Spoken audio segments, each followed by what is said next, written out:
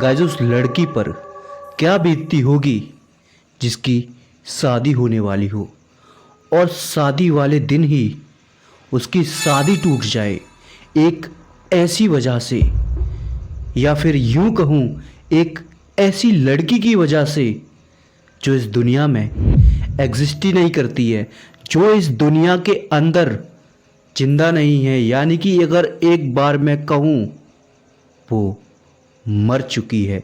जी हाँ, सही सुना। आज की जो स्टोरी है ये मेरे पास मुंबई में रहने वाली सृष्टि की है। सृष्टि काफ़ी होनहार और काफ़ी होशियार लड़की थी, लेकिन ये जो बला है ना, आत्माएं, इन्होंने उसे चैन से जीने नहीं दिया। सो आइए जानते हैं आखिर क्या है सृष्टि की स्टोरी। गाइस, मुंबई के विजयवाड़ा की रहने वाली है सृष्टि नाम की एक लड़की, जिसके परिवार में मम्मी, पापा और एक छोटा भाई विवेक। सृष्टि ने हाल ही में अपनी ग्रेजुएशन कंप्लीट की है विजयवाड़ा से, और उससे विजयवाड़ा में ही जॉब मिल जाती है। अभी जिस कंपनी में जॉब मिली थी वहाँ पर ऑलरेडी मेल फीमेल सभी तरह के वर्कर्स जॉब करते थे। लाइक एक ऑफिस टाइप का था जिसमें 30-40 के लगभग स्टाफ होगा, जिसमें एक लड़का था विवेक। काफ़ी सिंपल टाइप का लड़का था, he is the very simple boy. वह सृष्टि के केबिन में ही बैठता था। लाइक एक ऑफिस, लाइक जो ऑफिस था उसी में विवेक और सृष्टि बैठा करते थे। दोनों की अच्छी दोस्ती हो गई थी कुछ ही महीनों के अंदर, और देखते ही देखते समय बीतता गया। लगभग 2023 के आसपास, 2023 की ये बात थी कि उनकी दोस्ती एक साल के अंदर ही प्यार में बदल गई। अभी प्यार चलता रहा। प्यार के बाद तकरीबन 1 साल हो गए उन दोनों को रिलेशनशिप में रहते रहते। तभी दोनों ने शादी करने का फाइनली फैसला किया। जो विवेक था, पहले मैं बता दूं, विवेक उत्तर प्रदेश के किसी गांव का रहने वाला था। वो मुंबई में विजयवाड़ा में जाकर जॉब करता था। एक्चुअल में उसने सृष्टि से कोई भी बात नहीं छिपाई थी। एक एक बात उसने बता रखी थी। एक्चुअल में जो बात थी वो रियल बता रखी थी। उसने कोई झूठ नहीं बोला था उससे। अभी जब शादी की जिक्र चली तो विवेक ने अपने घर वालों में, अपने उत्तर प्रदेश में गांव में कॉल की अपने मम्मा पापा के पास कि ऐसे ऐसे मम्मी मैं शादी करना चाहता हूँ और यहीं की लड़की है, कुछ इस तरह से बताया। तो विवेक के घर वाले नॉर्मली एग्री हो गए, लेकिन जो सृष्टि थी उसके घर वाले थोड़ा अनामुनी कर रहे थे। उसकी जो मम्मी थी वो भी मना कर रही थी, पापा भी मना कर रहे थे। और मना करने का कोई कारण ज़्यादा बड़ा नहीं था। नॉर्मल जो रिलेशनशिप में प्रॉब्लम्स आती हैं वही सेम सिचुएशन, कि तू शहर की रहने वाली है, हम गांव में कैसे कर देंगे, और कहाँ क्या कैसे, काफ़ी दूर, यही सब प्रॉब्लम की वजह से पापा मना कर रही थी सृष्टि के। लेकिन सृष्टि का कहना था कि मैंने जैसे तैसे कर कर पापा को मना लिया, लेकिन एक बात और बोलने की हिम्मत नहीं हो रही थी मेरी पापा से। विवेक का कहना था कि शादी मेरे गांव उत्तर प्रदेश में ही करनी पड़ेगी। तो ये बात मैं पापा को नहीं बता पा रही थी। पापा का कहना था कि जो है शादी बारात वगैरह यहीं लेकर आए विजयवाड़ा, लेकिन नहीं, शादी उत्तर प्रदेश में ही होने वाली थी। अब इसके लिए भी सृष्टि जैसे तैसे कर कर अपने पापा को मना ही लेती है कि पापा मैं आपकी इकलौती बेटी हूँ, प्लीज़, रिक्वेस्ट कर देती है। तो उसके पापा एग्री हो जाते हैं कि चलो जैसी तुम्हारी इच्छा। अभी जो इनकी शादी की डेट फिक्स हुई थी वो 28 नवंबर 2024 की हुई थी। अभी पिछले साल की ये बात है। तो ये बात थी 25 नवंबर 2024 की, जब सृष्टि के घर वाले उत्तर प्रदेश विवेक के गांव में जा रहे थे। विवेक ऑलरेडी अपने घर पर पहुंचकर शादी की व्यवस्था में लगा हुआ था, लेकिन इन सब लोगों को 28 तारीख की शादी थी, तो ये लोग गांव से 25 तारीख को ही निकल गए थे, क्योंकि वहाँ पर शादी से पहले की और जो हल्दी वगैरह ये सारी रस्में होती हैं, तो इसके लिए ये लोग निकल गए थे। अभी ये उस गांव में जब प्रवेश करते हैं, उत्तर प्रदेश के अलीगढ़ ज़िले में कोई गाँव था। एक्चुअल में मुझे रियल नाम नहीं पता है, लेकिन इतना कन्फर्म है कि अलीगढ़ ज़िले में कोई गाँव था। अभी ये उस गाँव में पहुँचते हैं तो सृष्टि का कहना था कि जब मैं उस गांव में पहली बार गई थी तो मुझे एक अजीब सी हवा का झोंका आया था। ऐसा लग रहा था जैसे कोई मुझसे कुछ कहना चाहता हो। लेकिन वो पहली बार उस गांव के अंदर गई थी। लाइक उस वहाँ का एनवायरनमेंट था, वो उसे थोड़ा अपने शहर से काफ़ी ज़्यादा अलग लगा था, जैसे एक ठंडी हवा, हिस्टोरिकल वाइब, ये कुछ सृष्टि को अजीब सा लगा था बट अच्छा भी लगा था साथ में। तो फाइनली वो पहुंच जाती है विवेक के घर और वह काफ़ी थकी हुई थी। वो कहती है कि देखो आज उस रात और एक्चुअल में कोई रस्म भी नहीं थी, तो वो कहती है कि देखो मुझे आज सोना है, हम काफ़ी थक गए हैं। दोनों परिवार मिले थे, आपस में खुश थे, सब कुछ सही था, लेकिन उस सही के साथ कुछ गलत भी था। अभी सृष्टि को एक गेस्ट रूम दिया गया था। सृष्टि थी और उसकी 2 फ्रेंड वगैरह भी थी, उनके साथ गेस्ट रूम में सो रही थी।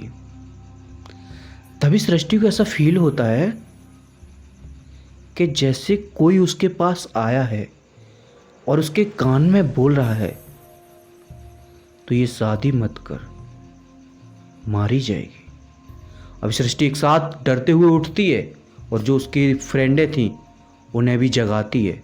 वो कहती है कोई मेरे कान में आकर बोला कि तू ये शादी मत कर वरना मारी जाएगी। अभी जो उसकी फ्रेंड थी वो बोलती है कि तूने कोई बुरा सपना देखा होगा। वो कहती है लिटरली ये कोई सपना नहीं था, अभी मेरी आंख भी नहीं लगी थी, मैंने ऐसे ही आंख बंद कर ली थी और मैं लेटी थी और किसी ने मुझसे आकर कहा है, एक सेकंड सॉरी, गर्मी बहुत हो रही है यार। उसने कहा कि मुझसे किसी ने आकर कहा है। उसकी जो फ्रेंड्स सर्कल था वो सारे लोग बोल देते हैं कि देखो अभी काफ़ी थकान हो गई है ना, इस वजह से तुझे ये अजीब अजीब से अनुभव महसूस हो रहे होंगे। तो सृष्टि एक बार को इस चीज़ को इग्नोर भी कर देती है। अभी अगला दिन था, हल्दी की रस्म थी। अभी वहाँ पर जो विवेक का घर था ना वो काफ़ी बड़ा था, उसके बीच में एक आंगन था, आंगन में ही जो है हल्दी की रस्म होने वाली थी। तो जो विवेक के घर वाले थे और कुछ सृष्टि के घर वाले थे, ये वहीं पर बैठकर जो है सृष्टि की हल्दी वगैरह लगाई जा रही थी।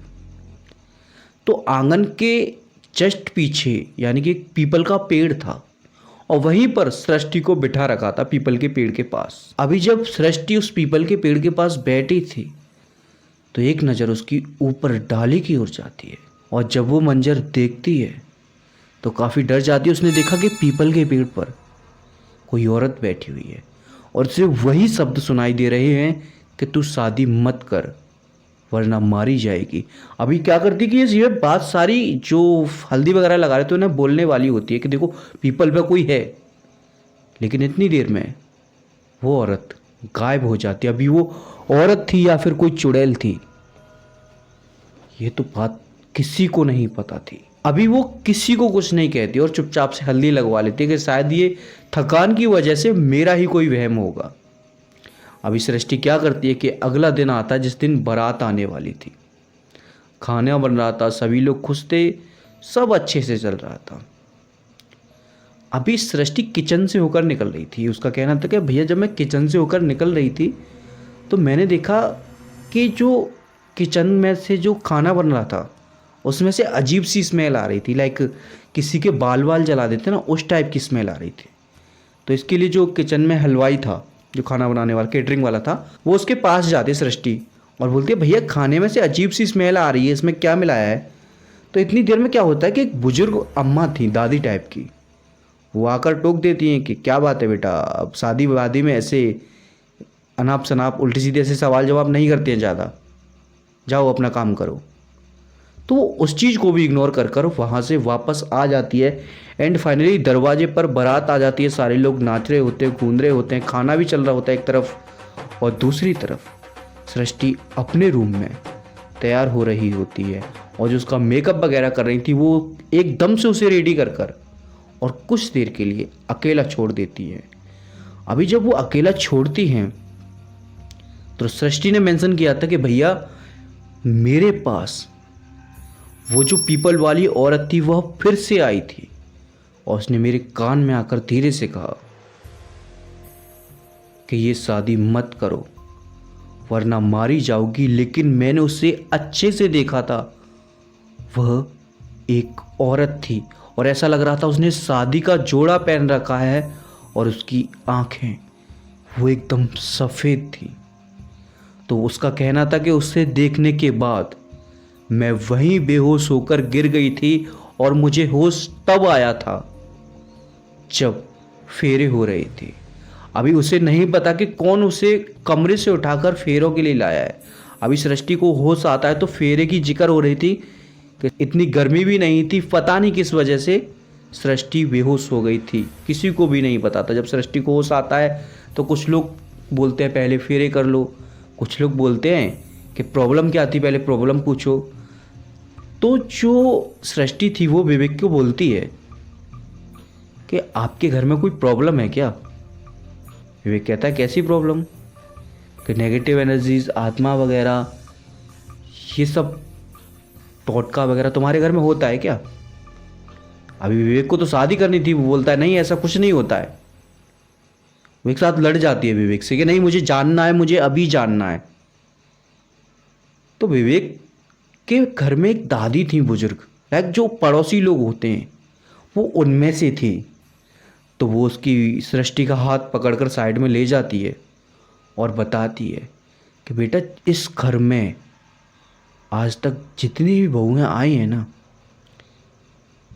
वो है नहीं, सबकी सब शादी वाले दिन मारी गई, शादी से कुछ दिनों बाद मारी गई। और ऐसा बेटा तुम्हारे साथ भी हो सकता है।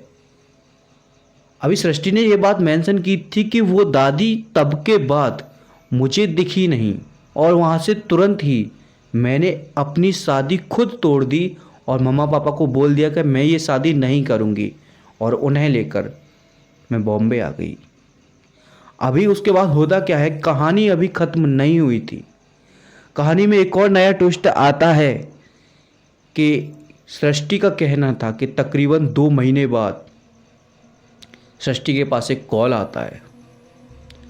उस कॉल पर कोई बोल रहा था कि मैं विवेक का दोस्त बोल रहा हूँ, क्या मेरी बात सृष्टि से हो रही है।